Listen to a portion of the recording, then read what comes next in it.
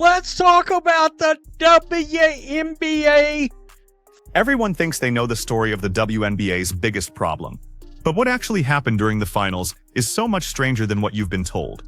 It starts with empty seats, rock-bottom ticket prices, and a shocking silence that changes everything about how we perceive the league. I believe y'all don't care. I think y'all care about the drama around it. I do believe that, but I don't think you care about the events itself. And judging by ticket prices, neither does anybody else. This was supposed to be the WNBA at its absolute peak. Passion, drama, and pure star power converging for the championship. Yet, the reality that hit Aja Wilson and Diana Taurasi, not Dana Bonner, crucial correction, as they walked into arenas wasn't a crescendo of cheers, but rows of embarrassing empty seats. What should have been the league's most iconic moment became a humiliating spectacle. No fans, sky-high ticket prices that plummeted to almost nothing, and none of the electricity that Caitlin Clark and the Indiana Fever had brought all season. This wasn't just embarrassing, it was infuriating for two of the league's top talents. If ever there was proof that the Caitlin Clark fans / Fever fans are now the overwhelming majority of the fandom, look at ticket prices for finals games. Their raw annoyance was caught on camera, their scathing statements about the fan void picked up by microphones. But here's where it gets really crazy. Behind that public rage was a growing, chilling awareness. The WNBA's overall prominence had visibly shrunk, and without Caitlin Clark, nobody seemed to care. This is the part that will blow your mind. Game 1, the get-in price for Game 1 matchup between the Aces and the Mercury for a WNBA Finals game. Holy hell, there's $35 seats right there. Right there. Plenty of good seats available. The Las Vegas Aces face and current MVP. Leading up to the WNBA Finals, the buzz should have been deafening. Two formidable teams, outstanding players, MVP-caliber talent poised for a championship clash. Yet, as game day approached, something felt chillingly wrong. There were no sold-out venues, no sports bars thrumming with excitement, and absolutely zero viral moments sweeping social media. Instead, fans scrolled ticket websites in disbelief. Tickets for the championship game, supposedly the biggest stage in women's basketball, were selling for as little as $35. It felt less like a final and more like a potential ghost town. Look at that. Wow. $35 whole dollars. This might be the best part of the video for the WNBA, because when you gauge the interest, to gauge the interest of this series, and it was ugly. Players like Wilson and Bonner have been fighting to increase the league's prominence for years. Aja Wilson couldn't conceal her disappointment. She'd envisioned a raucous, roaring, celebratory finals. Instead, as she observed whole rows of vacant crimson seats during warm-ups, she reportedly murmured to herself, "This is the finals?" It wasn't arrogance, it was pure incredulity. The cameras, unable to resist, kept capturing the glaring gaps in the stands. DeWanna Bonner, Alyssa Thomas, and the Mercury in the finals against Aja Wilson and the Aces. Will you be locked in watching this series? ? Yes or no? Hit the poll.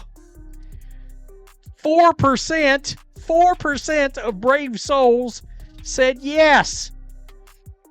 96% said hail to the no. Taurasi, an undisputed WNBA legend, didn't keep quiet either.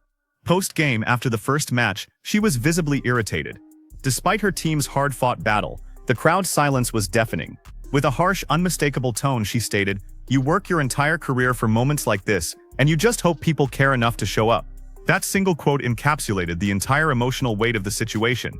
In real time, the players at the heart of the finals realized the league's excitement might be far flimsier than they had ever dared believe. Guys, if the Fever and Caitlin Clark was playing in a finals game, let's say against the Mercury, with all that drama around there, would there be a single ticket less than $300? Now, I mean, honestly, a single ticket less than $300.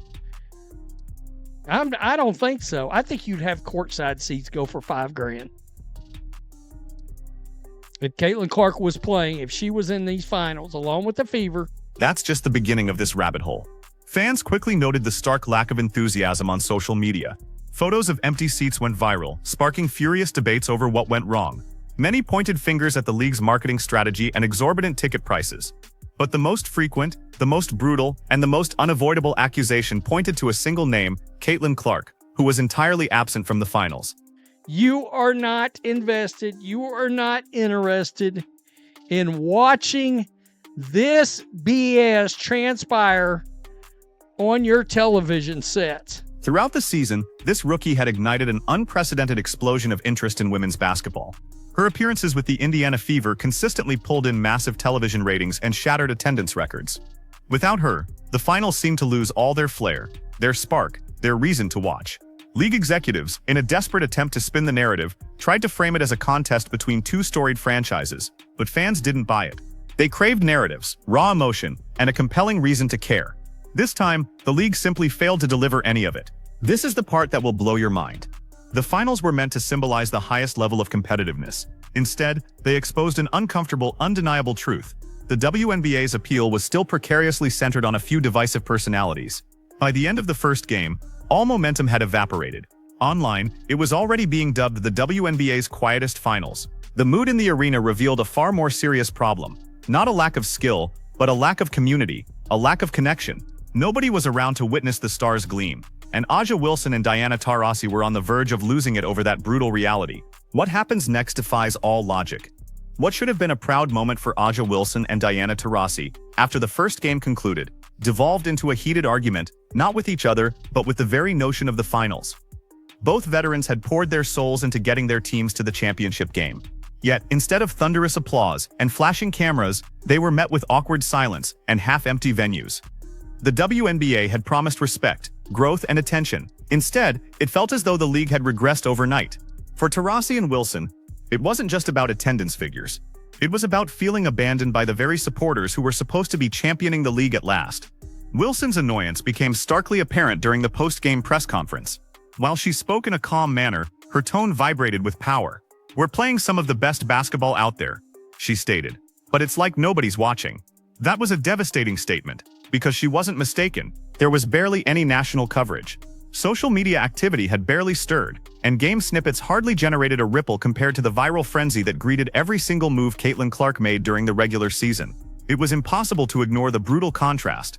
Taurasi, conversely, didn't mince words. She was direct, heartfelt, and utterly unrepentant.